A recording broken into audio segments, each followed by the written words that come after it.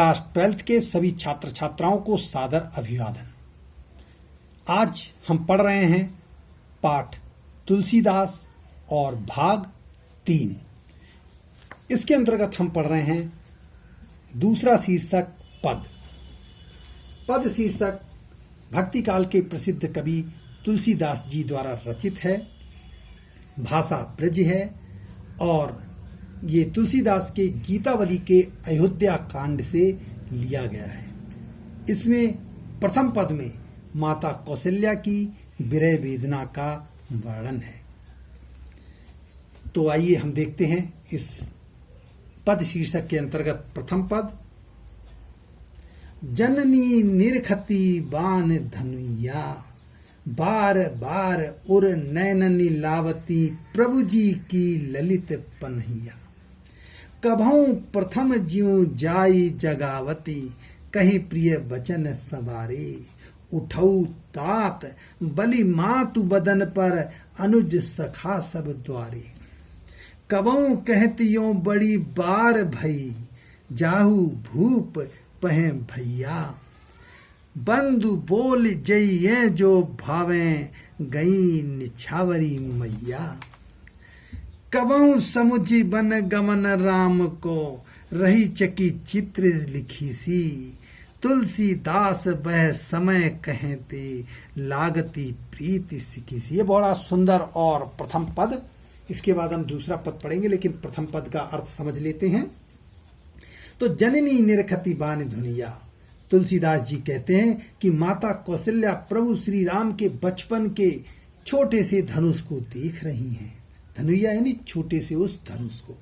बार बार उर नैननी लावती, और बार बार वे उन्हें अपने नेत्रों से, अपने हृदय से लगाती हैं। किसे? प्रभु जी की ललित पनैया, प्रभु श्री राम की सुंदर जूतियों को और उनके धनुष को बार बार वे हृदय से और अपने नेत्रों से लगाती हैं और उनका स्मरण कर रही हैं। तीसरी पंक्ति। कबऊ प्रथम ज्यों जाई जगावती, कही प्रिय बचन सवारे। और कभी वो सुबह प्रातः काल जल्दी ही उठकर प्रभु श्री राम के पास पहुंचकर उन्हें जगाने पहुंच जाती हैं, उन्हें जगाती हैं। और कैसे जगाती हैं? प्रिय वचन बोलकर, मधुर वचन बोलकर उन्हें जगाती हैं। कैसे जगाती हैं? उठऊ तात, चौथी पंक्ति में, उठऊ तात, हे पुत्र उठो, बलि मातु बदन पर, ये माता तुम्हारे सुंदर शरीर पर न्यौछावर है। अनुज सखा सब द्वारे, तुम्हारे छोटे भाई और तुम्हारे मित्र द्वार पर तुम्हारा इंतजार कर रहे हैं। कबऊ कहती, और कभी कहती हैं, यो बड़ी बार भई, कि हे पुत्र बहुत देर हो गई है। जाऊ भूप पहे भैया, तुम राजा के पास जाओ। हे भैया उठो और तुम राजा के पास जाओ। वे भूल गई हैं कि प्रभु श्री राम वन को चले गए हैं। लेकिन माता की स्थिति ऐसी हो गई है कि वे अपनी सुध-बुध खो चुकी हैं। बंधु बोली जइये जो भावें, वे आगे कहती हैं, अपने भाइयों को बोलकर जो भी तुम्हें अच्छा लगे भोजन कर लो। गई निछावरी मैया, ये तुम्हारी माता जो है तुम पर निछावर है, तुम पर बलिहारी है। कबऊ समुझी बन गमन राम को, लेकिन जैसे ही उन्हें कभी स्मरण होता है कि अरे मैं ये क्या कह रही हूँ, प्रभु श्री राम तो वन को प्रस्थान कर चुके हैं, वे तो वन को जा चुके हैं। रही चकी चित्र लिखी सी, वे चित्र के समान एक जगह, मूर्ति के समान एक जगह स्तंभित हो जाती हैं, खड़ी रह जाती हैं। और अंतिम पंक्ति। तुलसीदास वह समय कहेते, लागती प्रीति सिकी सी। तुलसीदास जी कहते हैं कि मैं उस समय का वर्णन कैसे करूं, क्योंकि माता कौशल्या प्रेम में डूबी मोरनी के समान आंसू बहाती दिखती हैं। आइए अब हम इसी पद शीर्षक के अंतर्गत दूसरा पद पढ़ते हैं। राघव एक बार फिर आवो, एवर बाजी बिलो की आपने, बहुरो बनई सिधावो, जे पै प्याई पोखी कर पंकज, बार बार चुचकारे। क्यों जीवई मेरी राम लाडले, ते अब निपट बिसारे। भरत सौगनी सार करत हैं, अति प्रिय जानी तिहारी।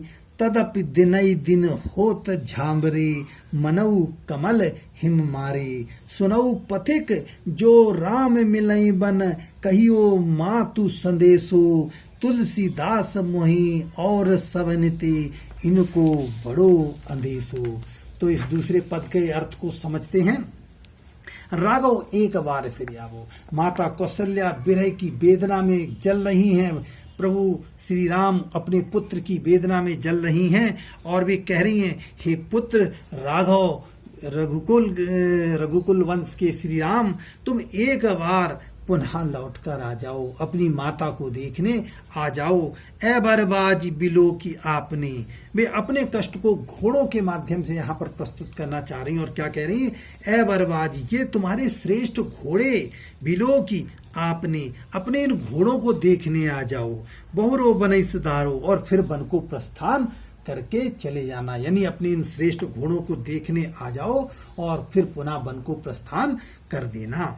जे पै प्याई पोखी कर पंकज, जिन घोड़ों को तुमने दूध पिलाकर, पोखी कर पंकज, अपने कमल रूपी हाथों से जिन्हें तुमने सहलाकर बार बार चुचकारे, जिनको तुम बार बार पुचकारते थे, इन्हें देखने तो आ जाओ। क्यों जी वही मेरे राम लाडले, हे मेरे प्रिय राम, तुम्हारी अनुपस्थिति में ये तुम्हारे श्रेष्ठ घोड़े क्यों जीवित रहें? ते अब निपट विसारे, जिनको तुमने अब पूरी तरीके से भुला दिया है। भरत सौगनी सार करत हैं, यद्यपि भरत तुमसे सौगनी अधिक देखभाल करते हैं। अति प्रिय जान त्यारे, ये जानकर कि ये तुम्हारे अत्यधिक प्रिय हैं। तदपि दिनई दिन होत झामरे, फिर भी ये दिन प्रतिदिन कुमलाते चले जा रहे हैं। मनऊ कमल हिम मारे, मानो कमल को शीत अर्थात सर्दी ने मार दिया। उदाहरण इसमें मनऊ कमल हिम मारे में उदाहरण अलंकार और उत्प्रेक्षा अलंकार है। ज्यों जानो मनऊ मानो आता है तो मनऊ कमल हिम मारे।